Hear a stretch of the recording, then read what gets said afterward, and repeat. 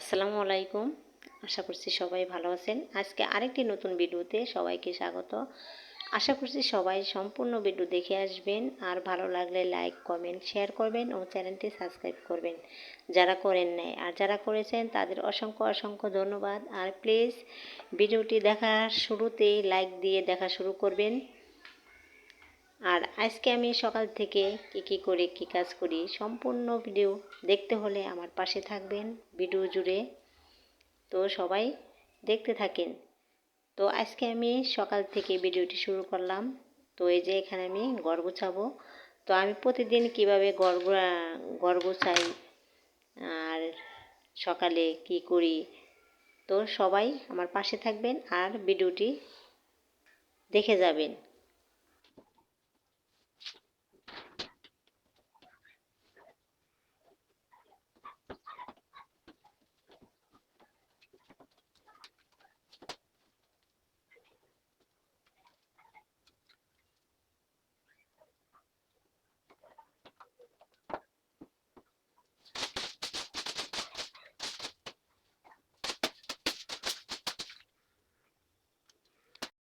তো আজকে সকাল সকাল এই যে দেখতে পারতেছেন বেল, এই বেলটা কিন্তু বান্ধবী দিয়েছে।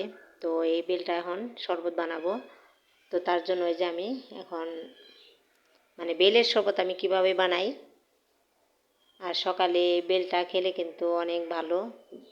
খালি পেটে বেলের শরবত খাওয়া অনেক উপকার।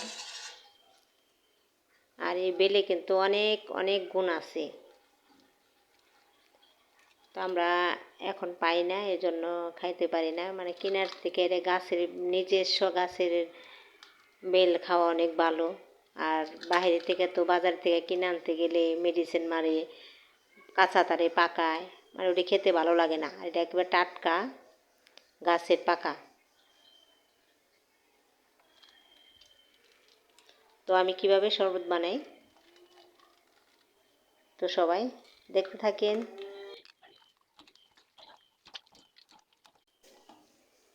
বেল আমি খেয়ে দেখলাম মিষ্টি অনেক। তারপরও আমি এই বেলটা কিন্তু চিনি দিয়ে বানাবো না। এখানে আমি এই যে আখের গুড় আনছি, রোজার সময় আনা হয়েছে। তো ওই গুড় দিয়ে বানাবো।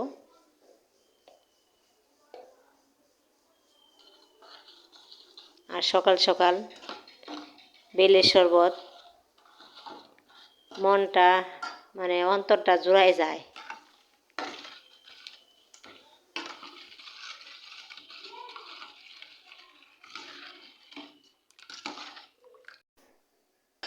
তো শরবত বানানো শেষ হয়ে গেল। এখন আমি গ্লাসে ঢেলে নিব।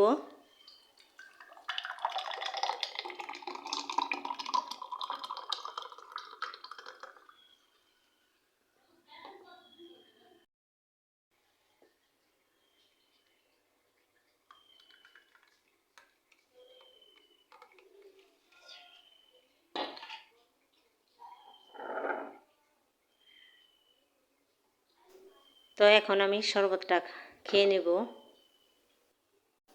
আর এখন আমি রান্না করব। তো তার জন্য এই যে আজকে কিন্তু আমি ঢেঁড়স ভাজি করব আর বেগুন দিয়ে রুই মাছ রান্না করব। তো তরকারিগুলো এখন কেটে নিই। আর আমি একবারেই সকাল সকালে রান্না করি তরকারি, ভাত রান্না করি দুইবার। আর যেদিন একটু শর্ট পড়ে যায় ওই দিনকে রাত্রে রান্না করি।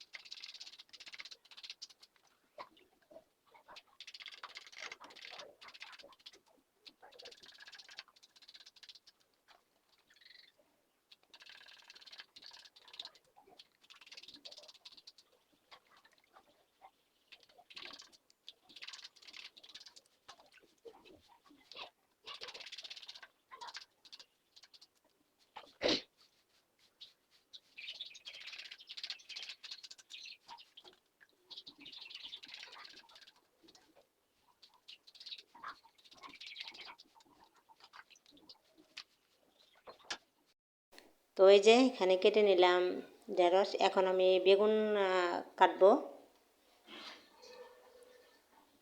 বেগুন আর আলু।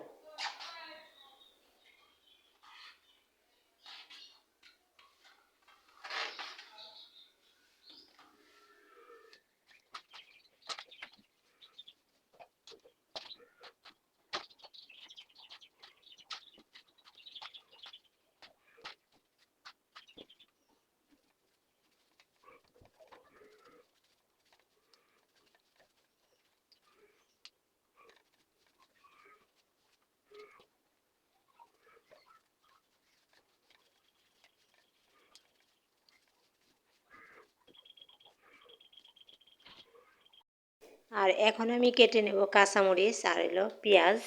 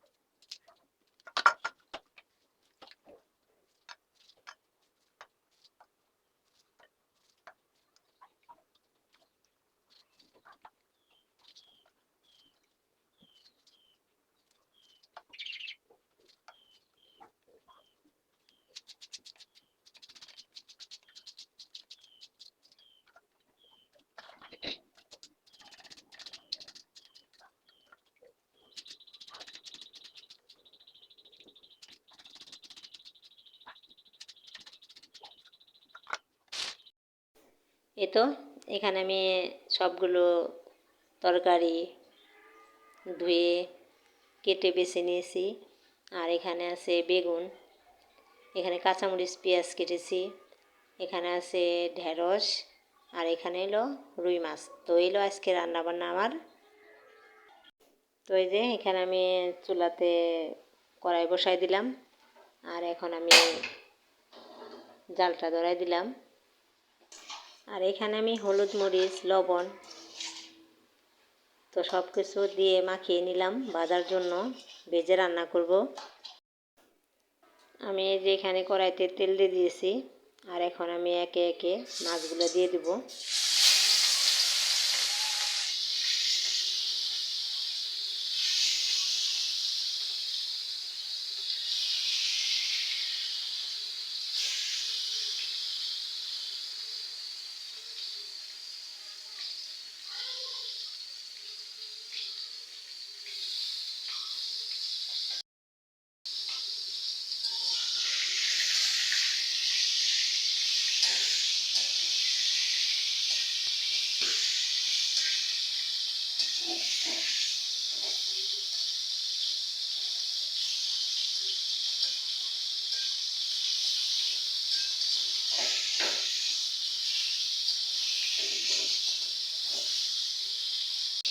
মাছ ভাজা শেষ, এখন আমি নামিয়ে নিব।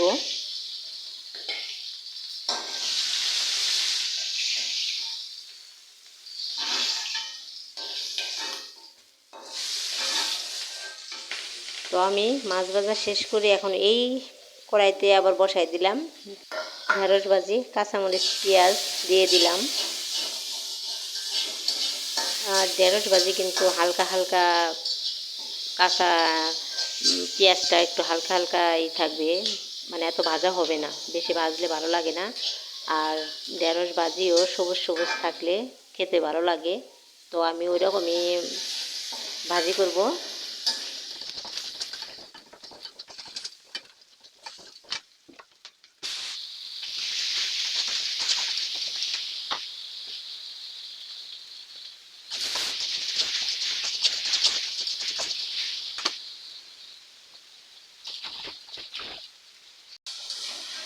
ভাজি হয়ে গেছে, এখন আমি ভাজি নামিয়ে নিব।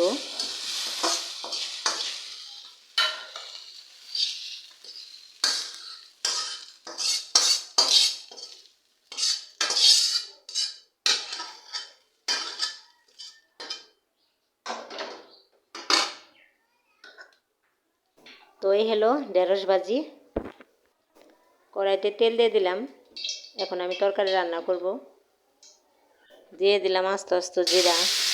তো তেলের মধ্যে কাঁচামরিচ পেঁয়াজ দিয়ে একটু লাড়াচাড়া দিতেছি কষানোর জন্য। আর এখন আমি এই যে মশলাটা কষিয়ে নিতেছি। মশলা কষানো শেষ। এখন আমি এই যে এখানে কেটে রেখেছিলাম বেগুন আলু, তো এখন এই কড়াইতে দিয়ে দিলাম আর ভালোভাবে কষিয়ে নেব। আর এবার যে বেগুনগুলো আনা হয়েছে সাদা সাদা বেগুনগুলো তরকারি খেতে ভালোই লাগে কালা বেগুনের থেকে। আর আমি তো ওই যে ছাদ বাগানে কালো বেগুনের সারা বুনছি, আর ওগুলো তো হয়েছে, ও বেগুনও ধরছে। ওগুলো তো খেতে ভালো লাগে না, কিন্তু এই সাদা বেগুনগুলো খেতে ভালো লাগে।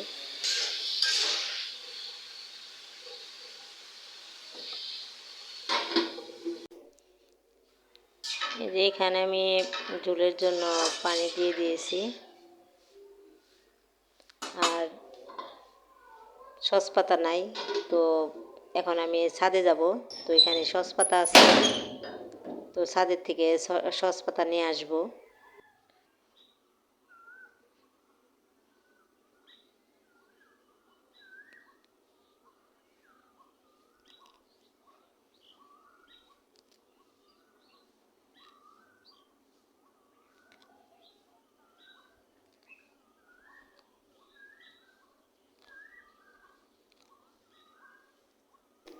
যাই যা আছে এডি হবে তো আজকের জন্য।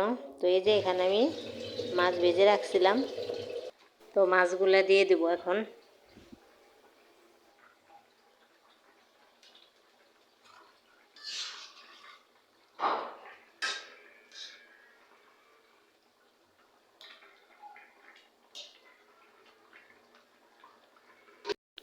আর এই যে আরেক সাইডে ভাত বসাই দিছি। তরকারি কিন্তু প্রায় হয়ে গেছে। এখন আমি এই যে সসপাতা দিয়ে দিলাম।